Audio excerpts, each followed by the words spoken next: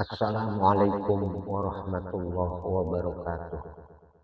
Bismillahirrahmanirrahim. Alhamdulillah, alhamdulillahillazi huwal ahad. Al-wahidus samadu yahdi lirrasyad bi khairi khalqika syafi'il umam. Wal ali warithna bi bahril wahdah fi kulli halin daiman wasa. Ya ayyuhal ghawsu salamullah alaika rabbini biiznillah wanzur ilayya sayyidi binazrah musilatil li hadratil aliyah amma ba'du.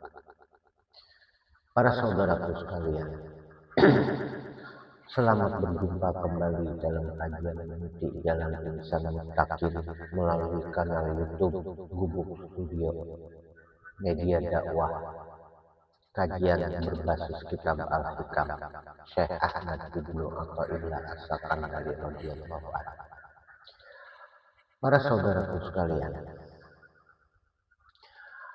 dalam kesempatan kali ini kita akan membahas tentang menyelam samudera tauhid, menyaksikan Allah di balik segala sesuatu. Para saudaraku sekalian,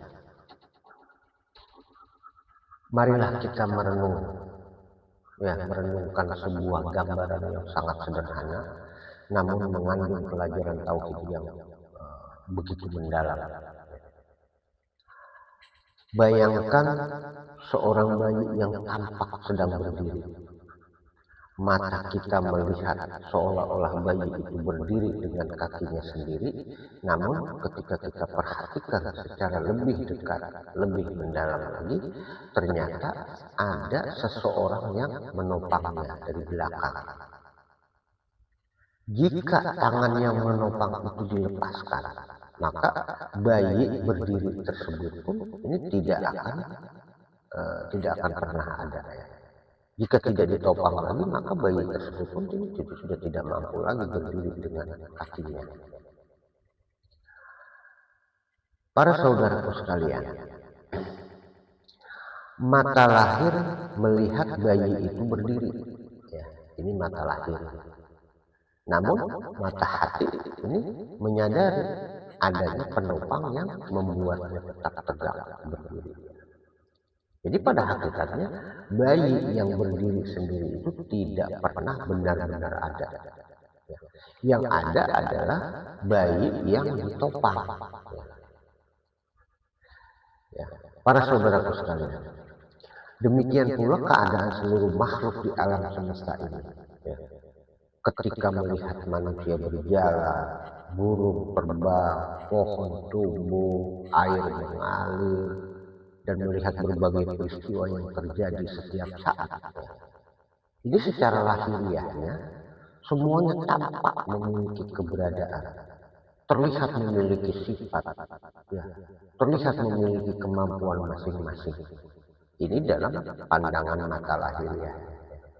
Namun secara hakikatnya, ya, ini tidak ada satupun yang berdiri sendiri. Ya. Semuanya bergantung sepenuhnya kepada Allah Subhanahu wa Ta'ala. Jika Allah tidak menghendaki sesuatu itu ada, ya, maka sesuatu itu pun tidak akan pernah ada. Sebaliknya, jika Allah menghendaki sesuatu itu menjadi ada, maka sesuatu itu pun menjadi ada. Ya. Ya. Maka ini makhluk, ya, ini bukan hanya sekedar tanda yang menunjukkan kepada keberadaan Allah, ya, tetapi keberadaan makhluk itu sendiri bergantung sepenuhnya kepadanya.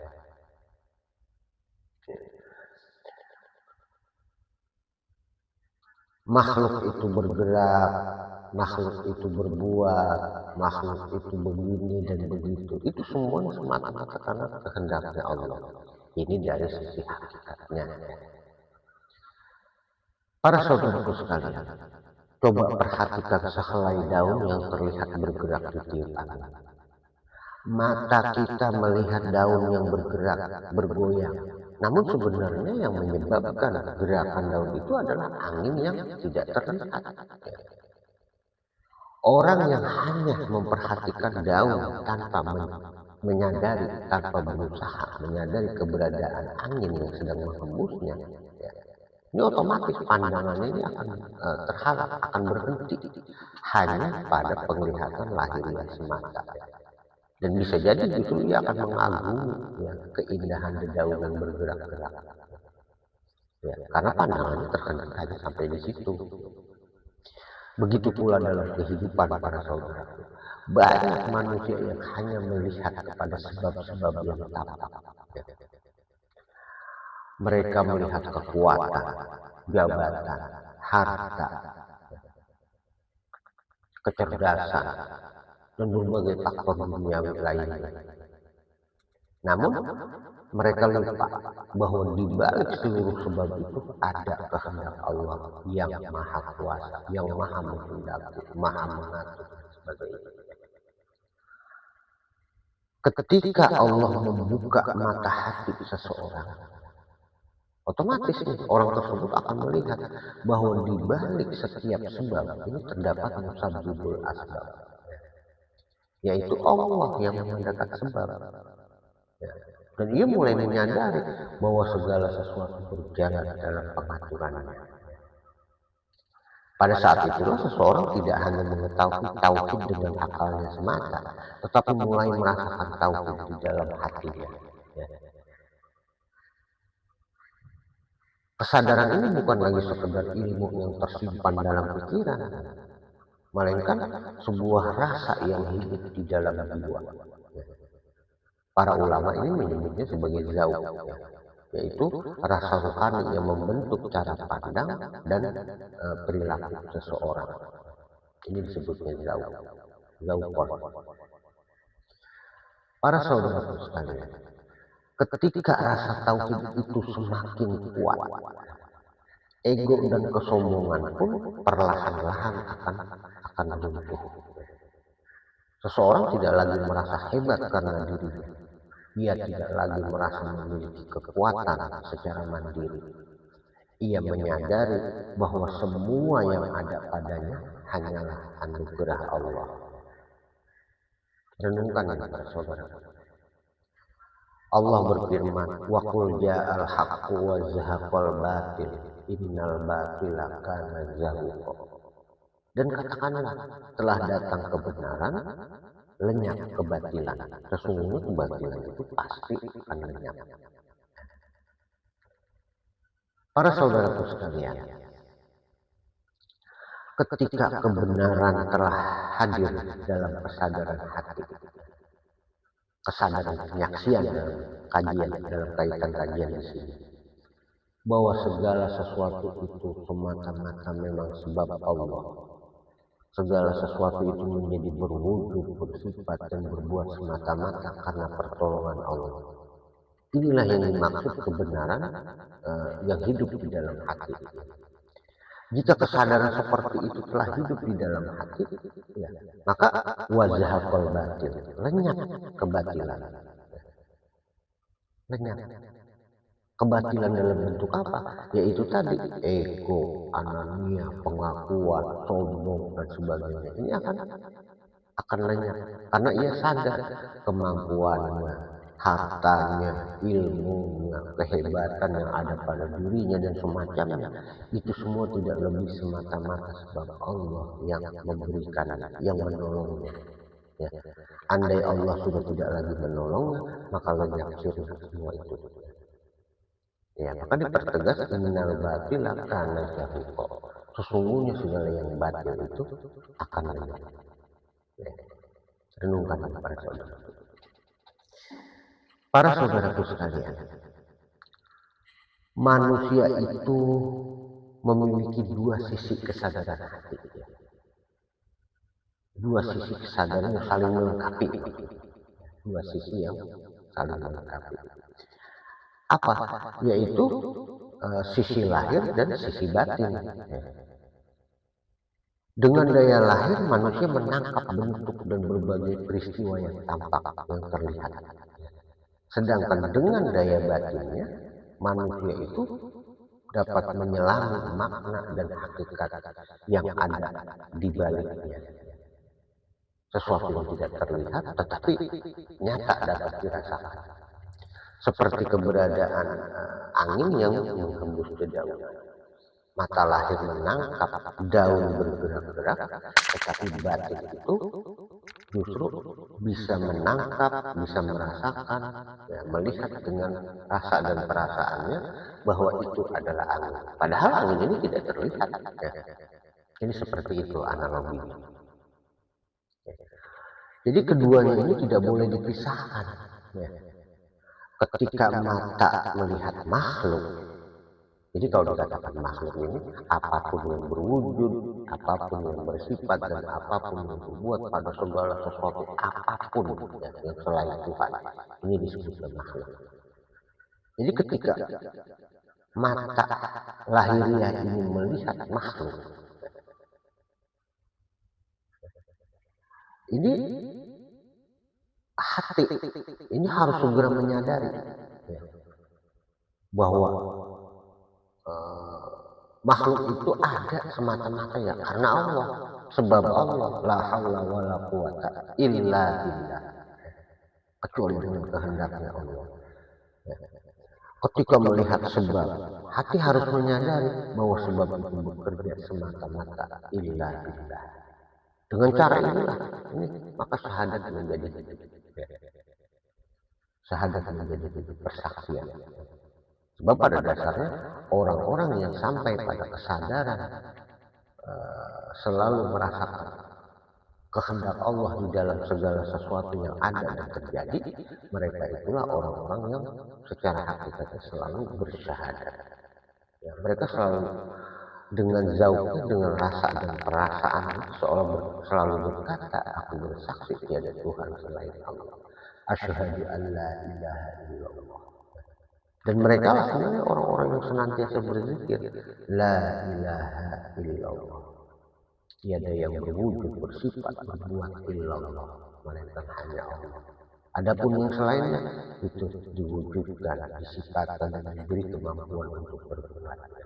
Jadi seharusnya dalam pandangan mata hati ini yang maha nyata, yang maha jelas itu adalah Allah Subhanahu wa Ta'ala. Karena itu di satu sisi Allah dikatakan bersifat al-zahir, Allah itu maha nyata. Namun di sisi lain dikatakan Allahul batin, Allah itu tersembunyi. Maksudnya tersembunyi dari jangkauan pikiran dan angan-angan seluruh makhluk. Karena Allah itu laisa kamitslihi syai'un, tidak ada sesuatu pun yang menyerupainya. Para saudaraku sekalian, syahadat itu bukan hanya ungkapan lisan yang dibaca berulang-ulang, bukan, tetapi penyaksian batin yang terus berlangsung dalam kehidupan sehari-hari. Dalam kehidupan sehari-hari apa saja, yaitu termasuk ya, yang hablum minallah, ya, amal-amal jawari seperti sholat, baca Quran, baca sholawat dan sebagainya. Ini termasuk amal-amal jawari. Ini termasuk kehidupan sehari-hari. Termasuk juga hablum minannas, mereka bekerja, berbisnis, berdagang, berinteraksi, bersilaturahmi, dan sebagainya. Ya. Itu juga termasuk dalam kehidupan sehari-hari. Jadi orang-orang yang menyadari bahwa semua itu adalah semata-mata illa billah, la haula wala quwata illa billah, kehidupan sehari-hari yang dijalaninya, baik yang hablum minallah maupun yang hablum minannas, jika disadari itu semua adalah la haula wala quwata illa billah, maka mereka itu dalam kondisi bersyahadat. Mereka itu orang yang selalu berzikir la ilaha illallah. Ya. Bahkan bisa jadi orang-orang yang nyata-nyata ini sedang berzikir la ilaha illallah justru tidak memiliki nilai zikir di dalamnya lantaran tidak menyadari. Ya. Lantaran mengucapkan zikir itu tidak sadar bahwa itu adalah karunia Allah yang diberikan kepadanya sehingga ia bisa berzikir. Ya. Dan mereka merasa itu adalah kemampuannya, usahanya untuk berzikir. Ini kekeliruan seperti itu ya. Sehingga zikir ini menjadi hijab untuk sampai pada keridhaan Allah. Para saudaraku sekalian, dalam pengalaman ruhani para salikun, apa itu salik? Yaitu orang-orang yang sedang berusaha, sedang berjalan menuju kepada kesadaran bersyahadat di atas ya. Ya, berusaha sampai pada kondisi selalu menyaksikan bahwa segala sesuatu itu adalah semata-mata pertolongan Allah. La haula wala quwata illa billah. Orang-orang yang sedang berusaha mencapai titik itu ini disebut para salikun. Ya. Jadi dalam pengalaman rohani para salikun, ya, kesadaran syahadat seperti ini, ya, ini sering dijelaskan ini melalui 3 istilah ya, yang sebenarnya ini saling berkaitan dan sebenarnya tidak bertentangan. Ya. Jadi di sini coba kita jelaskan agar tidak terjadi kesalahpahaman. Istilah yang pertama ini yang disebut wihdatil wujud. Ya. Ini ada yang mengatakan ini konsep manunggalin kaula Gusti. Ya, yaitu kesadaran bahwa pada hakikatnya hanya Allah yang memiliki wujud yang berdiri sendiri binafsihi, tanpa pertolongan dan tanpa bersandar ataupun bergantung kepada apapun. Semua selain Allah justru bergantung kepadanya. Ya. Ini dalam kesempurnaan wahdatul wujud ini bisa jadi orang-orang yang mengalaminya ini sudah tidak merasakan keberadaan apapun, termasuk dirinya sendiri. Wujud sifat dan perbuatan dirinya sendiri ini sudah tidak menjadi perhatian lagi baginya. Yang ia sadari wujudnya, sifatnya, perbuatannya, bahkan wujud sifat dan perbuatan apapun yang ditemukannya, ya, ini yang dia rasakan hanya wujud dan sifat perbuatan Allah. Ya. Karena terlalu fokusnya perhatiannya ini, rasa dan perasaan, akal, pikiran ini tertuju hanya kepada Allah, sehingga keberadaan apapun yang ditemukan ini sepertinya hilang. Bukan makhluknya yang hilang, tetapi dalam pandangan zauqon ini menjadi hilang. Ini dapat kita gambarkan seperti keadaan orang yang sedang bercermin. Ketika Anda bercermin, sebenarnya realitasnya ini Anda itu sedang memandang cermin. Ya. Tetapi karena fokus bayangan Anda ini 100% tertuju hanya pada bayangan yang ada di dalam cermin, sehingga keberadaan cermin itu justru menjadi tiada, menjadi hilang. Jadi bukan cerminnya yang hilang, tetapi dalam pandangan Anda cermin tersebut ini sepertinya tidak ada, yang ada hanya bayangan. Ini gambaran dari kesadaran wahdatil wujud. Jadi intinya orang yang mengalami kesadaran wahdatil wujud ini pada puncaknya, mereka ini sudah tidak menyadari apapun selain hanya Allah. Kemanapun dia memandang, yang ada hanya Allah. Wa yabqa wajhu rabbika dzul jalali wal ikram. Kemanapun ia menghadapkan wajahnya, yang ia lihat hanya Allah. Bahkan melihat kepada dirinya. Seperti itu ya Pak Saudara. Kemudian istilah yang kedua ini yang disebut wihdatus syuhud, ya, kesadaran wihdat. Apa itu kesadaran wihdatus syuhud? Yaitu penyaksian bahwa dalam segala sesuatu, ya, di dalam segala sesuatu hati itu selalu melihat, ya, melihat tanda-tanda sifat dan perbuatan Allah. Jadi dalam pandangan orang-orang yang mengalami kesadaran wahdatus syuhud ini, makhluk itu masih ia temukan. Tetapi keberadaan makhluk itu ini menjadi jendela, menjadi wadah untuk menyaksikan Allah.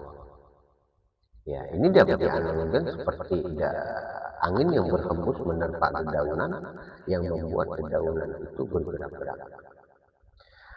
bergerak-geraknya dedaunan itu menjadi jendela, menjadi wadah bagi hati untuk melihat angin.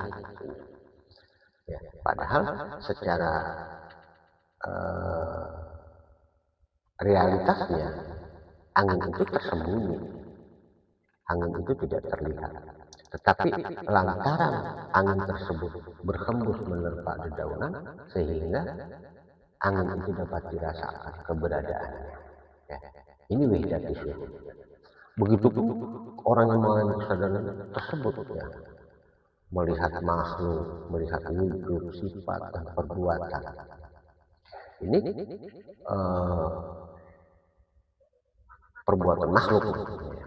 Ini semua menjadi jendela untuk melihat dan merasakan keberadaan Allah. Tapi di sini yang berbeda dengan kesadaran yang pertama tadi, wihdatil wujud. Jika wihdatil wujud itu, ini bisa jadi orang tersebut benar-benar sudah tidak menyadari apapun, melainkan hanya Allah. Sedangkan orang yang mengalami kesadaran wihdatil syuhud, ya, ini masih menyadari. Ya. Waliyun yabqa fayarallahu fi kulli syai'in. Ini ada seseorang mengatakan begitu. Seorang wali yang telah mencapai kesadaran bako, kesadaran wihdatil syuhud, maka ia selalu melihat Allah di dalam segala sesuatu. Berbeda dengan kesadaran wihdatil wujud. Ya. Dauhnya dikatakan waliyun yabna fala yara ma'allahi syai'an. Ya. Seorang wali yang telah mencapai kesadaran fana. Fana itu maksudnya rusak, hilang, ya, binasa, ya, semua menjadi sirna, semua yang ada hanya Allah. Ini kesadaran wihdatil wujud. Ya. Jadi orang yang mengalami kesadaran seperti ini, mereka itu fala yara ma'allahi syai'an, tidak melihat segala sesuatu, melainkan hanya Allah. Ini berbedanya seperti itu. Dan harus dipahami, justru yang jauh lebih sempurna itu adalah dia kesadaran wihdatil syuhud. Kalau wihdatil wujud itu sempurna untuk pribadi, sedangkan wihdatil syuhud ini orang yang selalu merasa dengan Allah, zahirnya sama seperti makhluk lainnya, ia bekerja, ia berinteraksi dan sebagainya, namun batinnya tetap bersama Allah. Inilah wihdatil syuhud. Jadi zahiruhu ma'al khalqi wa batinuhu ma'allah. Batinnya ini zahirnya bersama makhluk, tetapi batinnya hanya bersama Allah. Inilah wihdatil syuhud. Ya. Kemudian istilah yang ketiga, ini yang disebut kesadaran bihaqiqatil Muhammadiyah. Apa itu? Yaitu kesadaran bahwa tajalli atau penampakan sifat-sifat ilahi ini disaksikan melalui Nur Muhammad, yang menjadi jalan dan wasilah bagi makhluk untuk mengenal Tuhannya. Ini sebagaimana pembahasan pada episode sebelumnya dijelaskan bahwa kenapa ada Nur Muhammad. Ya. Ini secara esensinya, secara hakikatnya, ini merupakan perantara ciptaan pada dasarnya Nur Muhammad. Ya, kenapa butuh perantara? Karena sesungguhnya tidak ada sesuatu pun yang mampu menerima kehendak Allah secara langsung untuk diwujudkan, disifatkan maupun diperbuatkan. Tidak ada yang mampu. Ya. Digambarkan falamma tajalla Musa rabbuhu lil jabali dakka. Ya. Wa kharra Musa sa'iqa. Ya. Di situ dikatakan gunung saja itu luluh lantah, ya, menampung tajallinya Allah, nggak bisa. Gunung yang perkasa, dan Musa pun pingsan. Ini satu gambaran bahwa tidak ada sesuatu pun mampu menerima kehendak Allah untuk diwujudkan dan sifatkan langsung diperbuat.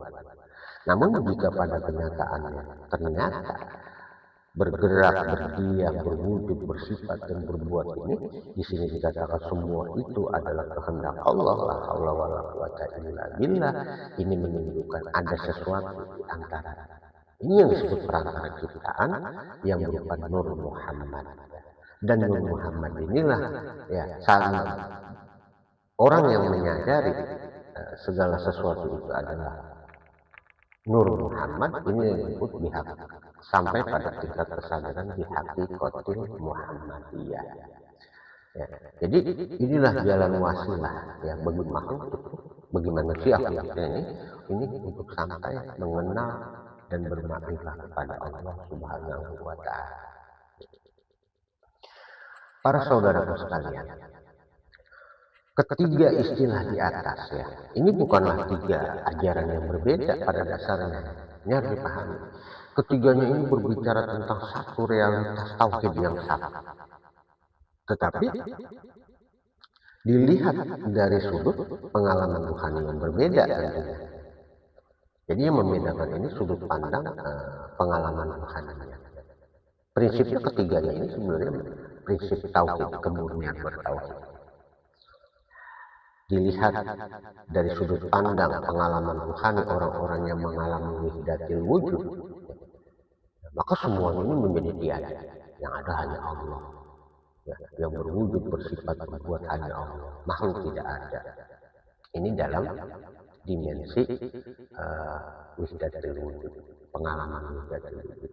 Tetapi bagi orang-orang yang sampai pada dimensi kesadaran wahdatul syuhud, ya, maka dalam pengalaman rohaninya ya, semua makhluk wujud sifat dan perbuatan makhluk yang ia temukan, bahkan kepada dirinya sendiri, semua itu menjadi jendela, ya, menjadi tempat wadah untuk menyaksikan Allah. Ya. Nanti ada satu daun yang mengatakan al-kaunu kulluhu zulmah wa innama anaruhu zuhurul haqqi. Segala sesuatu apapun semuanya itu zulmah, gelap. Ya, gelap itu tidak ada apa-apa. Wa innama anaruhu zuhurul haqqi. Dan semua itu menjadi ada. Itu karena Allah. Karena Allah menampakkan diri di dalamnya. Bukan Allah itu bertempat, bukan. Maksudnya segala sesuatu itu ada semata-mata bersama kehendaknya Allah, dan Allah dapat dirasakan di situ keberadaannya. Ya, jadi ini bukan ketiganya, ini bukan realitas yang berbeda. Hanya yang membedakan ini pengalaman rohani di dalam memandang, ya, di dalam mengalami. Intinya wahdatul wujud ini, ya, ini menegaskan bahwa tidak ada keberadaan yang mandiri. Ya, tidak ada keberadaan wujud, sifat maupun perbuatan yang mandiri, ya, selain Allah. Ya. Namun pemahaman ini harus disertai adab dan bimbingan syariat agar tidak disalahpahami. Ya karena itulah hadir kemudian wahdatul syuhud, ya, yang menjaga keseimbangan. Dalam pandangan ini, seorang hamba tetap menjalankan syariat dengan sempurna. Ia tetap sholat, ia tetap berpuasa, berzakat, berhaji, bekerja dan berikhtiar. Ya, semua sebab-sebab untuk mendapatkan segala sesuatu yang dituju ini tetap diakui keberadaan. Akan tetapi hatinya hanya menyadari bahwa semua itu dapat terjadi, dapat berjalan semata-mata karena kehendak Allah. Illa billah. Ya, adapun bihaqikatul Muhammadiyah, ini pada dasarnya ini yang menjadi poros yang mengarahkan perjalanan tauhid agar tetap berada dalam cahaya kenabian. Ya, dengan mengikuti Rasulullah Shallallahu Alaihi Wasallam, ya, ittiba'ur Rasul, ya, dan hakikat Muhammadiyah, ya, di hakikatul Muhammadiyah yang memenuhi relung hatinya. Ya. Maka ini menjadi poros. Ya. Namun semua itu bergerak menuju satu tujuan yang sama, yaitu semakin tenggelam dalam tauhid keesaan Allah. Jadi ketiganya pada dasarnya sama, bertuju ke arah yang sama. Semakin kuat tarikan Allah yang disebut jazballah, ya, dalam hati seseorang, maka semakin lemah pula rasa kemandirian dirinya, ya, rasa keakuannya. Yang ada pengakuan bahwa Allah lah yang memiliki wujud sifat dan perbuatan sendiri. Allah lah yang memiliki kekuatan dan sebagainya, hanya Allah. Jadi sedikit demi sedikit ini menjadi hilang perasaan bahwa dirinya memiliki kekuatan, bahwa dirinya memiliki ilmu dan kemampuan sendiri dan sebagainya. Ya. Hingga pada akhirnya yang tersisa hanyalah kesaksian yang sangat dalam bahwa tidak ada sesuatu pun yang memiliki wujud sifat dan perbuatan secara mandiri selain hanya Allah Subhanahu wa Ta'ala. Namun, kesadaran ini tidak menjadikan seseorang meninggalkan syariat. Justru semakin dalam tauhidnya, semakin kuat pula penghambaan dirinya kepada Allah. Ia tetap berikhtiar sebagai manusia yang menjalankan perintah Allah. Tetap ia mengisi bidang syariat, melaksanakan menjalani kehidupan ini sesuai dengan tuntunan syariat. Akan tetapi di kedalaman batinnya hidup sebuah kesaksian yang terus menyala, terus bersinar, ya, bahwa yang memberi kemampuan adalah Allah, illa billah. Yang menggerakkan adalah Allah, illa billah. Yang mewujudkan adalah Allah, illa billah. Inilah samudra tauhid yang sangat luas dan dalam. Ketika seseorang mulai menyelaminya, ia tidak lagi sibuk membanggakan dirinya. Ia tidak lagi sibuk memperdebatkan berbagai istilah. Ya. Yang menjadi fokusnya adalah memperkuat penghambaan kepada Allah dan memperdalam penyaksian terhadap keesaan. Semoga Allah Subhanahu wa Ta'ala membimbing kita semua untuk senantiasa melihat tanda-tanda kebesaran dalam setiap peristiwa kehidupan, menghidupkan syahadat dalam hati kita, serta meneguhkan langkah kita di jalan tauhid yang lurus. Sampai jumpa pada kajian meniti jalan insan mustaqim berikutnya. Demikian para saudaraku, mudah-mudahan apa yang saya sampaikan ini benar-benar terpahami dan dapat semakin meningkatkan kesadaran, kesempurnaan keimanan kita dan serta kemakrifatan kita kepada Allah wa Rasulihi sallallahu alaihi wasallam. Dan lebih kurangnya saya mohon dibukakan pintu maaf yang sebesar-besarnya. Akhirul kalam, wabillahi taufiq wal hidayah. Wassalamualaikum warahmatullahi wabarakatuh.